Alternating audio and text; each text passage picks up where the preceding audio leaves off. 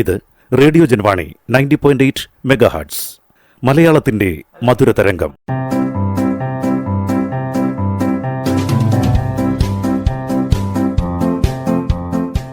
ഇപ്പോൾ വാരാന്ത്യ ലോക വൃത്താന്തം കേൾക്കാം. പ്രൊഫസർ ജെ ജേക്കബ് അവതരിപ്പിക്കുന്നു. വാരാന്ത്യ ലോക വൃത്താന്തം.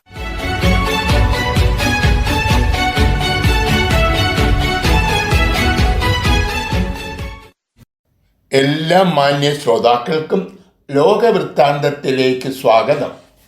കഴിഞ്ഞ ആഴ്ചയിൽ കേരള ഹൈക്കോടതിയും സുപ്രീം കോടതിയും വളരെ ഗൗരവമുള്ള 2 പരാമർശങ്ങൾ നടത്തി.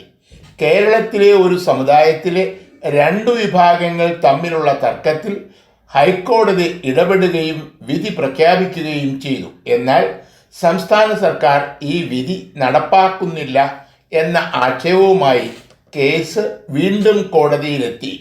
ക്രമസമാധാനം തകരും എന്ന ഭയം മൂലമാണ് വിധി നടപ്പാക്കാത്തത് എന്നാണ് സംസ്ഥാന സർക്കാർ ബോധിപ്പിച്ചത്.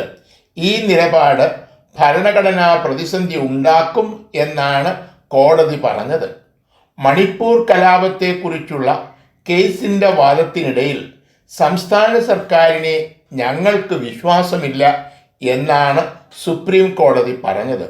ഈ 2 കേസുകളിലും സംസ്ഥാന സർക്കാരുകൾ പ്രതിസ്ഥാനത്താണ്. നമ്മുടെ ഭരണഘടന അനുസരിച്ച് ക്രമസമാധാന പാലനം സംസ്ഥാന സർക്കാരിൻ്റെ ചുമതലയാണ്. ഉന്നത നീതിപീഠങ്ങൾ നൽകുന്ന ഉത്തരവുകൾ നടപ്പാക്കേണ്ടത് സംസ്ഥാന സർക്കാരാണ്. ഇതിൽ വീഴ്ചയുണ്ടായാൽ നമ്മുടെ സംവിധാനം തകർന്നു പോകും.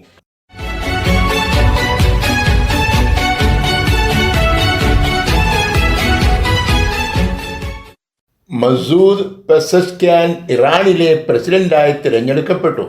സൂക്ഷ്മ പരിശോധനയ്ക്ക് ശേഷമാണ് തിരഞ്ഞെടുപ്പിൽ മത്സരിക്കാനുള്ള അനുവാദം നൽകുന്നത്. പരമാധികാരം ഇപ്പോഴും ആയത്തുള്ള ഖൊമേനിയുടെ കൈകളിലാണ്. പുതിയ പ്രസിഡന്റിന് മത്സരിക്കാൻ അനുമതി നൽകിയത് ഖൊമേനിയാണ്. മതതീവ്രവാദത്തിനെതിരെ ഉയരുന്ന പ്രതിഷേധം മൂലമാണ് വമ്പിച്ച ഭൂരിപക്ഷത്തിൽ പുരോഗമനവാദിയായ പ്രസിഡന്റിനെ ജനം തിരഞ്ഞെടുത്തത്. യമനിലെ ഹൗദികളും ലബനോണിലെ ഹിസ്ബുള്ളും പാലസ്തീനിലെ ഹമാസും ഇറാന്റെ ബിനാമികളാണ്. ഇറാൻ ഇപ്പോഴും റഷ്യയ്ക്ക് ഡ്രോണുകൾ നൽകുന്നുണ്ട്. ഇതൊന്നും എളുപ്പത്തിൽ മാറ്റാൻ പുതിയ പ്രസിഡന്റിന് കഴിയില്ല. എന്നാൽ ഇറാനിലെ നാണയപ്പെരുപ്പം 40% മുകളിലാണ്. അമേരിക്കയും പടിഞ്ഞാറൻ രാജ്യങ്ങളും ഏർപ്പെടുത്തിയ ഉപരോധമാണ് സാമ്പത്തിക പ്രതിസന്ധിയുടെ അടിസ്ഥാന കാരണം.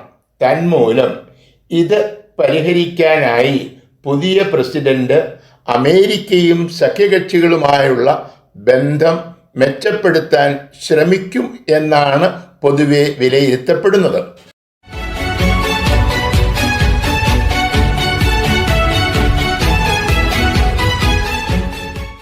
നമ്മുടെ പ്രധാനമന്ത്രിയുടെ റഷ്യ സന്ദർശനം വലിയ വാർത്താ പ്രാധാന്യം നേടി. അമേരിക്കയും പടിഞ്ഞാറൻ രാജ്യങ്ങളുമായുള്ള സൗഹൃദം നിലനിർത്തിക്കൊണ്ട് റഷ്യയുമായി അടുപ്പം സൂക്ഷിക്കുന്ന ഒരു രാജ്യമാണ് ഭാരതം. ഔപചാരിക ചർച്ചകൾ തുടങ്ങുന്നതിന് മുൻപ് നരേന്ദ്രമോദിയെ വീട്ടിലേക്ക് ക്ഷണിച്ചതും അത്താഴവിരുന്ന് നൽകിയതും പുടിൻ നരേന്ദ്രമോദി സൗഹൃദത്തെയാണ് സൂചിപ്പിക്കുന്നത്. രാജ്യത്തെ പരമോന്നത ബഹുമതി നൽകിയാണ് റഷ്യ ഇന്ത്യയുടെ പ്രധാനമന്ത്രിയെ ആദരിച്ചത്. യുദ്ധം അവസാനിപ്പിക്കണമെന്ന പഴയ നിലപാട് ആവർത്തിച്ചു എങ്കിലും നരേന്ദ്രമോദി ഒരു രാജ്യത്തെയും കുറ്റപ്പെടുത്തിയില്ല. റഷ്യയെ പ്രതിരോധിക്കാനാണ് നാറ്റോ എന്ന സൈനിക സഖ്യം രൂപീകരിച്ചത്. എന്നാൽ ഈ സഖ്യത്തിൽ ഉക്രൈനിന് അംഗത്വം നൽകുന്നതോടെ നാറ്റോ റഷ്യയുടെ അതിർത്തി വരെ എത്തും. ഇത് തടയാനാണ് റഷ്യ യുദ്ധം പ്രഖ്യാപിച്ചത്. ചൈന തിബറ്റിലേക്ക് സൈന്യത്തെ അയച്ചാൽ പുടിനെ പോലെ ഇന്ത്യയും പ്രതികരിക്കും എന്നാണ് നമ്മുടെ വിദേശകാര്യ വക്താവ് പ്രതികരിച്ചത്. ഇത് നാറ്റോയെ കുറ്റപ്പെടുത്തുന്നതിന് തുല്യമാണ്.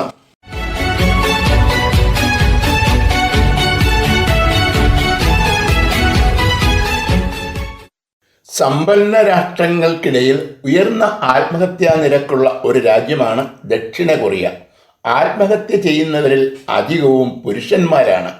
ഈ വിപത്തിൻ്റെ കാരണത്തെക്കുറിച്ച് ഒരു ജനപ്രതിനിധി ഈ ആഴ്ച നടത്തിയ പരാമർശം വലിയ വിവാദമായി. സ്ത്രീകളുടെ മേൽക്കോയ്മയാണ് ഇതിന് കാരണം എന്നാണ് ഇദ്ദേഹം കണ്ടെത്തിയിരിക്കുന്നത്. തൊഴിലിടങ്ങളിൽ സ്ത്രീകൾക്കാണ് മുൻഗണന.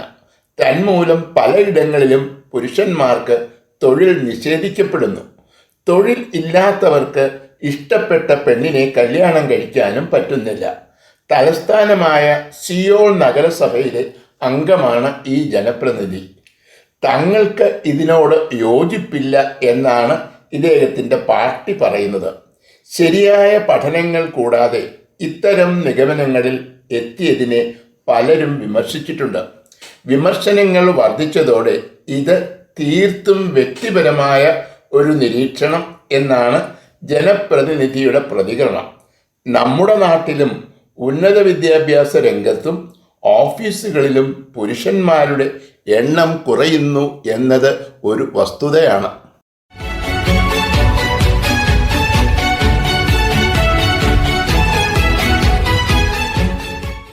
ഹമാസ് ഇസ്രായേൽ യുദ്ധം ആരംഭിച്ചത് കഴിഞ്ഞ ഒക്ടോബർ മാസത്തിലാണ്.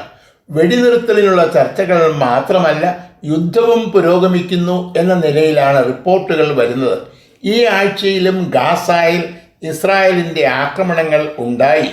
എന്നാൽ വെടിനിർത്തലിനുള്ള നിർദ്ദേശങ്ങൾ ഇരു രാജ്യങ്ങളും അംഗീകരിച്ചു എന്ന റിപ്പോർട്ടുകൾക്കിടയിലാണ് ആക്രമണത്തിൻ്റെ വാർത്തകൾ വരുന്നത്. ഇതോടൊപ്പം തന്നെ പ്രധാനമന്ത്രി ബെഞ്ചമിൻ നെതന്യാഹു രാജിവെക്കണം എന്നാവശ്യപ്പെടുന്ന പ്രകടനങ്ങൾ ജെറൂസലേമിൽ ശക്തമായി തുടരുകയാണ്. ഇപ്പോഴും 100-ലധികം ബന്ദികൾ ഹമാസിൻ്റെ തടവിലാണ്.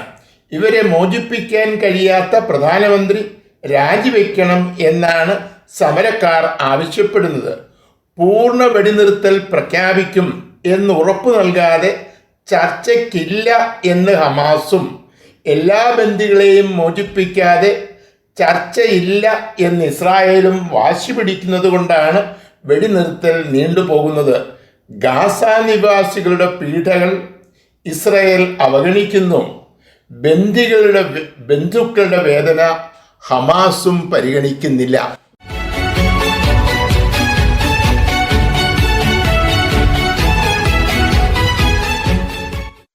കഴിഞ്ഞ ആഴ്ചയിൽ ഉക്രൈൻ സന്ദർശിച്ച ഹംഗറിയുടെ പ്രധാനമന്ത്രി വെള്ളിയാഴ്ച റഷ്യ സന്ദർശിച്ചു. 2022 ഉക്രൈനെതിരെയുള്ള യുദ്ധം ആരംഭിച്ചതിന് ശേഷം യൂറോപ്യൻ യൂണിയനിലും നാറ്റോയിലും അംഗമായ രാജ്യങ്ങൾ റഷ്യയെ ഏതാണ്ട് പൂർണ്ണമായും ബഹിഷ്കരിച്ചിരിക്കുകയാണ്. എന്നാൽ ഈ രണ്ടു സംഘടനകളിലും അംഗമാണെങ്കിലും റഷ്യയെ പിന്തുണയ്ക്കുന്ന രാജ്യമായിട്ടാണ് ഹംഗറി അറിയപ്പെടുന്നത്. പുടിനുമായി സൗഹൃദം പുലർത്തുന്ന ഭരണകർത്താവാണ് ഹംഗറിയുടെ പ്രധാനമന്ത്രി വിക്ടർ ഓർബൻ. തന്മൂലം ഈ സന്ദർശനത്തെ നാറ്റോയും യൂറോപ്യൻ യൂണിയനും അപലപിച്ചിട്ടുണ്ട്. വെടിനിർത്തലുമായി ബന്ധപ്പെട്ടാണ് തൻ്റെ സന്ദർശനം എന്നാണ് ഓർബൻ്റെ വിശദീകരണം. എപ്പോൾ വേണമെങ്കിലും ചർച്ച ആരംഭിക്കാം എന്ന് പുടിൻ സമ്മതിച്ചിട്ടുള്ളതായി ഇദ്ദേഹം മാധ്യമങ്ങളെ അറിയിച്ചു. എന്നാൽ ഇത് പലപ്പോഴും ആവർത്തിച്ചിട്ടുള്ള ഒരു നിലപാടാണ്. യുദ്ധം തുടങ്ങുന്നതിന് മുമ്പുള്ള അതിർത്തിയിലേക്ക് റഷ്യൻ സൈന്യം പിന്മാറാതെ ചർച്ചയില്ല എന്നതാണ് ഉക്രൈനിൻ്റെ നിലപാട്. എന്നാൽ ഇതേക്കുറിച്ച് ഹംഗറിയുടെ പ്രധാനമന്ത്രി മൗനം പാലിക്കുന്നു.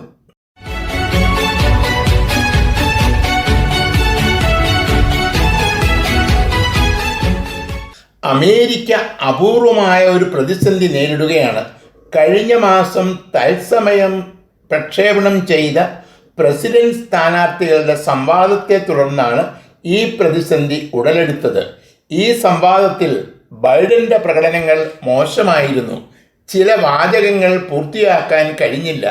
ചില കണക്കുകൾ ഉദ്ധരിക്കാൻ ശ്രമിച്ചെങ്കിലും വിജയിച്ചില്ല. ഈ പരാജയങ്ങൾ ചൂണ്ടിക്കാട്ടി മത്സരത്തിൽ നിന്നും ജോ ബൈഡൻ പിന്മാറണമെന്ന് സ്വന്തം പാർട്ടിയിലെ ചില നേതാക്കന്മാർ പോലും ആവശ്യപ്പെട്ടു. വൈസ് പ്രസിഡന്റ് കമലാ ഹാരിസിനെ പാർട്ടിയുടെ സ്ഥാനാർത്ഥിയായി മത്സരിപ്പിക്കണം എന്നാണ് ചിലർ നിർദ്ദേശിച്ചത്. ദൈവത്തിനു മാത്രമേ തന്നെ മത്സരത്തിൽ നിന്നും പിന്തിരിപ്പിക്കാൻ കഴിയൂ എന്നാണ് ജോ ബൈഡൻ പ്രതികരിച്ചത്. ബൈഡൻ പരാജയപ്പെടുമോ എന്ന ചിന്ത വോട്ടർമാരെ വേട്ടയാടുകയാണ്. പുതിയ ഒരു സ്ഥാനാർത്ഥിയെ കണ്ടെത്തി തിരഞ്ഞെടുപ്പിനെ നേരിടുക അത്ര എളുപ്പമല്ല. 1 വർഷം നീളുന്നതാണ് അമേരിക്കയിലെ പ്രസിഡന്റ് തിരഞ്ഞെടുപ്പ് പ്രചരണങ്ങൾ. പാതി വഴിയിൽ ഒരാളെ എങ്ങനെ മാറ്റി പ്രതിഷ്ഠിക്കും എന്നതാണ് ഇപ്പോഴത്തെ പ്രതിസന്ധി.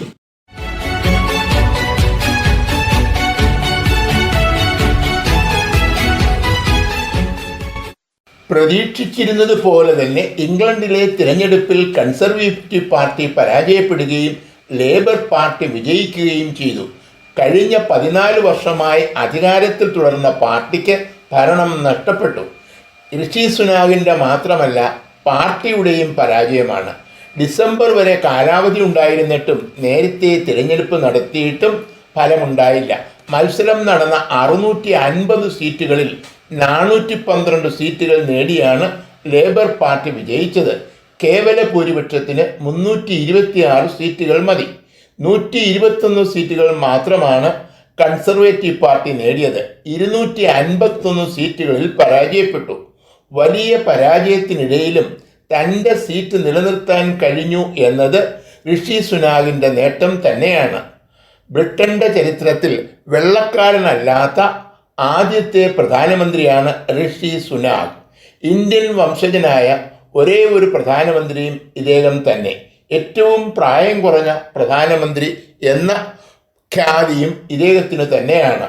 ഏറ്റവും ധനികനായ പ്രധാനമന്ത്രിയും നാരായണമൂർത്തിയുടെ മരുമകനായ ഋഷി സുനാക് ആണ്.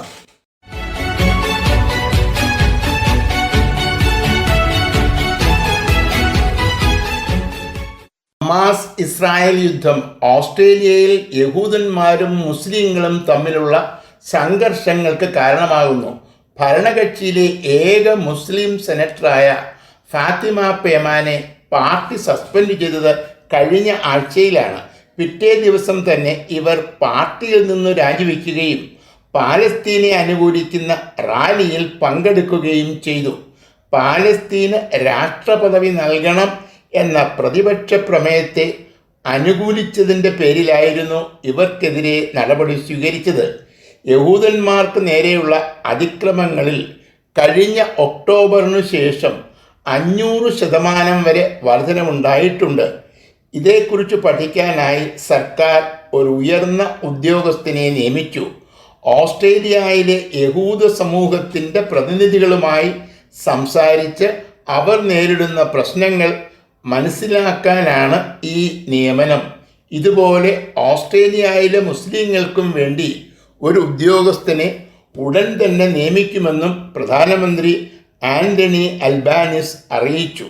യുദ്ധം പാലസ്തീനിലാണെങ്കിലും ഓസ്ട്രേലിയയ്ക്ക് പോലും ഇത് ഒരു ക്രമസമാധാന പ്രശ്നമായി മാറുന്നു.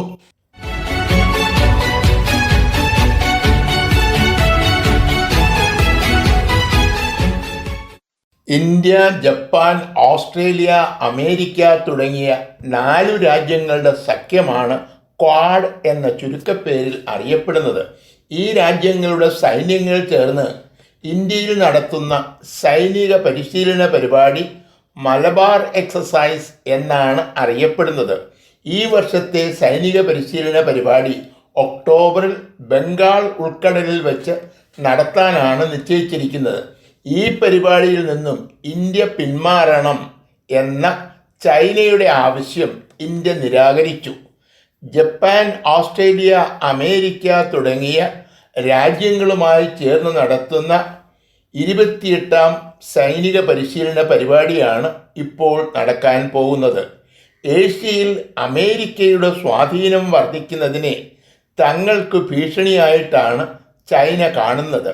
അതേസമയം തായ്വാനിലും ഫിലിപ്പൈൻസിലും ദക്ഷിണ ചൈന കടലിലും ടിബറ്റിലും വളരെ പ്രകോപനപരമായ നിലപാടാണ് ചൈന സ്വീകരിക്കുന്നത്. ജപ്പാനും ഓസ്ട്രേലിയയും അമേരിക്കയും ഇന്ത്യയ്ക്കു നൽകുന്ന പിന്തുണ തങ്ങൾക്ക് ഭീഷണിയായിട്ടാണ് ചൈന വിലയിരുത്തുന്നത്. വാരാന്ത്യ ലോക വൃത്താന്തം.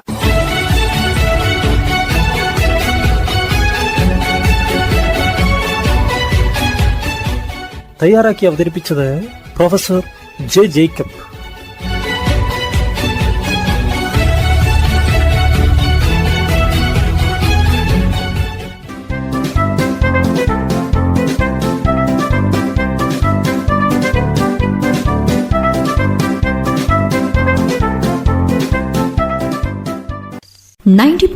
FM. ഇത് മലയാളത്തിന്റെ മധുര തരംഗം.